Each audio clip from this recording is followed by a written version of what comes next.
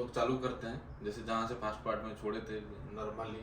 अगर आपका वेंटिलेशन करना है तो रोल्डिंग फोल्डिंग अगर चल रहा है नॉर्मली, कोई गैस को वेंटिलेशन करना है, उसके लिए प्रोसेस हम बताए थे।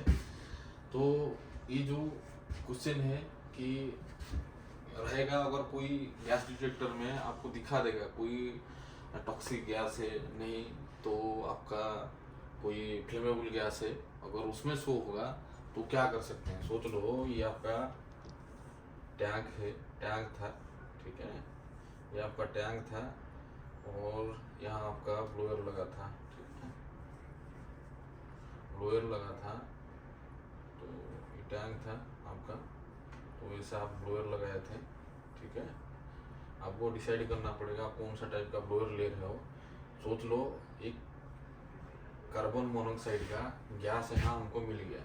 हमको पता है कि गैस डिटेक्टर जब करेंगे, सोच लो ये एग्जांपल, सोच लो आप साइट में गए हैं, तो यहाँ जब आप गैस डिटेक्टिंग करेंगे आपको 4 वैल्यू दिखाता है। मैं आपको बताया था, जैसे H2S वैल्यू दिखाता है और CO का वैल्यू दिखाता है, LEL का परसेंटेज दिखाता है और ऑक्सीजन का परसेंटेज आपको दिखा सकता है, इतना वैल्यू दिखता है। तो सोच लो आप साइट में गए, जाके गैस टेस्टिंग किए, तो आपको क्या मिला, CO का एक अलार्म मिला कि पॉजिटिव फाउंड हुआ कि CO गैस इसके अंदर में, ये इसके अंदर में है। तो सेम टू सेम एक एग्जांपल लेके देखते हैं कि इस केस में हम लोग उसका टाइम कैसे, कितना टाइम में उसको क्लियर करेंगे CO गैस को, वो दिखेंगे। इसमें थोड़ा सा CO गैस मिला है तो गैस डिटेक्टर में उसका जब आपको अलार्म बजेगा उसमें उसी टाइम आपका कंसंट्रेशन दिखेगा, कितना कंसंट्रेशन का CO है ऑलरेडी। सोच लो एग्जांपल को हम सॉल्व कर देंगे तो एक आइडिया आ जाएगा आपको। जैसे कि एक एग्जांपल है, व्हाट इज वेंटिलेशन और पर्ज टाइम। वेंटिलेशन टाइम आप करते हो, वेंटिलेशन में कर सकते हो, पर्ज कर सकते हो, इनर्ट कर सकते हो, बहुत सारा चीज मेथड है। आप कैसे वो कॉन्फाइड स्पेस के अंदर जो एक्सप्लोसिव गैस है या नहीं तो हैजार्डियस गैस है, टॉक्सिक गैस है, उसको कैसे बाहर निकालते हो, उसके लिए बहुत सारा प्रोसेस है। तो वेंटिलेशन या purge time necessary to reduce the concentration of CO।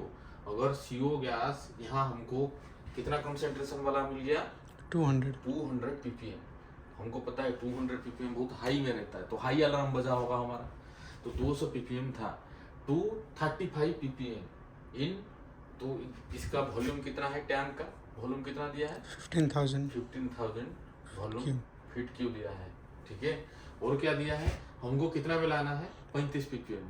छोड़ दो, अगर आप साइड में बंदे हो, छोड़ दो, आपको ये वैल्यू पता ही नहीं, सिर्फ आपको एक ही वैल्यू मिलेगा गैस डिटेक्टर में, इतना है।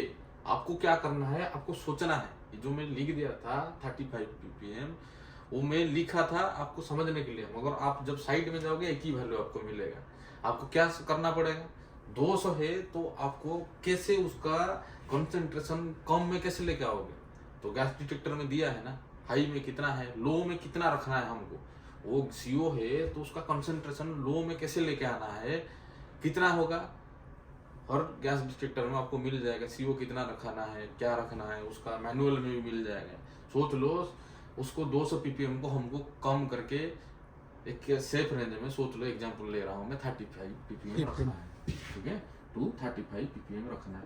ये जो 35 ppm ना, ये वैल्यू आपको मिल जाएगा गैस डिटेक्टर जो सेटिंग हुआ है, जो लोअर वैल्यू सेफ वैल्यू में आपको मिल जाएगा, उसका मैनुअल में मिल जाएगा। नहीं तो नेट में मार लो CO का कौन सा ppm में लाओगे तो सेफ हो जाएगा, तो ये वैल्यू मिल जाएगा आपको, ठीक है। Okay sir.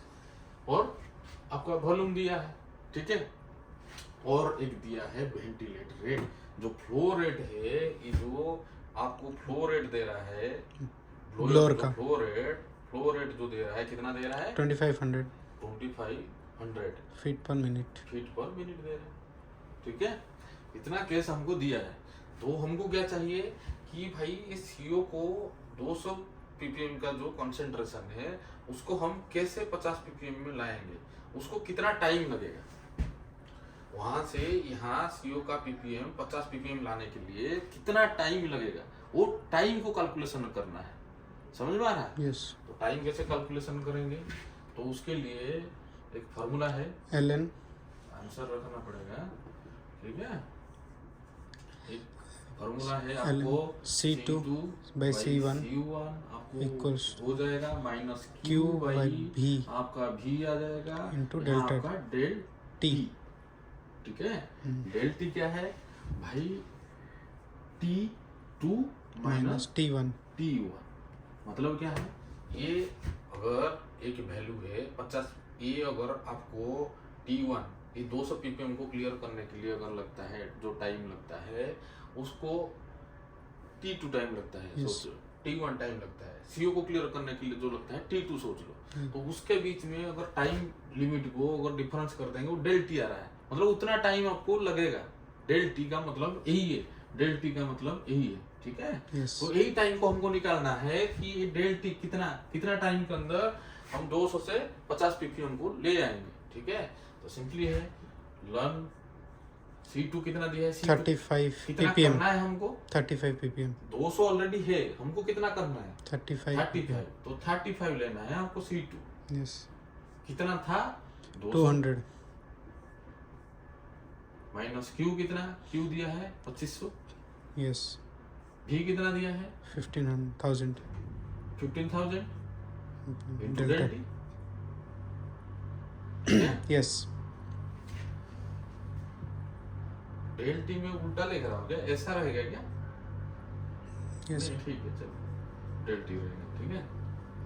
तो हमको इसका वैल्यू कितना आ रहा है, लॉन का अगर कैलकुलेटर मारोगे आप माइनस 1.74 1.74, 74 ये कितना आ रहा है minus 0.166 166 into del T. Del T del T निकालोगे तो कितना आएगा माइनस 1.74 डिवाइड बाई 0.166 इसका वैल्यू आ रहा है del T equals to 10.45 minute 10.45 minutes या 11 मिनट आप कर सकते हैं अप्रोक्सीमेटली, यस ठीक है।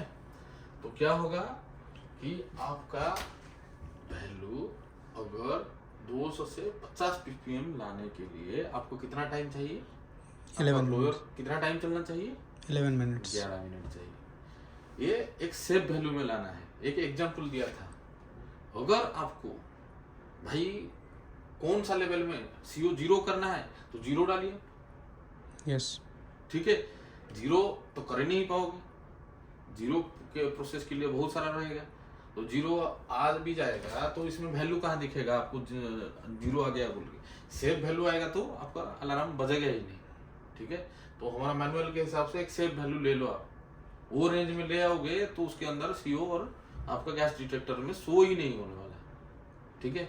तो सेफ वैल्यू में आने के लिए आपको कितना टाइम लगा 11 मिनट्स 11 मिनट लगा, ठीक है। और ये सिर्फ चेंज था उसमें, और सब चीज सेम रहेगा आज पर प्रीवियस एग्जांपल जितना मैं दिया था, ठीक है।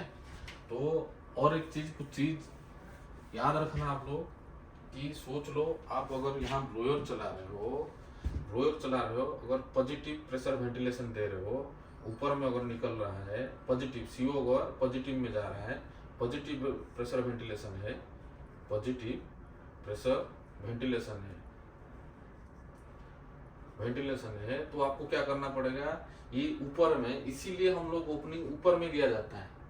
अगर साइड में अगर ये ओपनिंग को आप साइड में दे दोगे तो क्या होगा, ये CO उस तरफ निकल जाएगा। अगर साइड में दोगे, यहाँ अगर कोई आदमी काम कर रहा होगा या कोई हॉट वर्क हो रहा होगा तो उसको इफेक्ट होगा। यस अगर कोई फ्लेमेबल गैस होगा, नहीं तो CO होगा, अगर जहाँ साइड में दे दियोगे उस तरफ रूट से बाहर निकल जाएगा, तो यहाँ आसपास में जो काम कर रहा होगा उसको अफेक्टेड हो जाएंगे। तो इसीलिए हमेशा ओपनिंग हमेशा ऊपर देना चाहिए।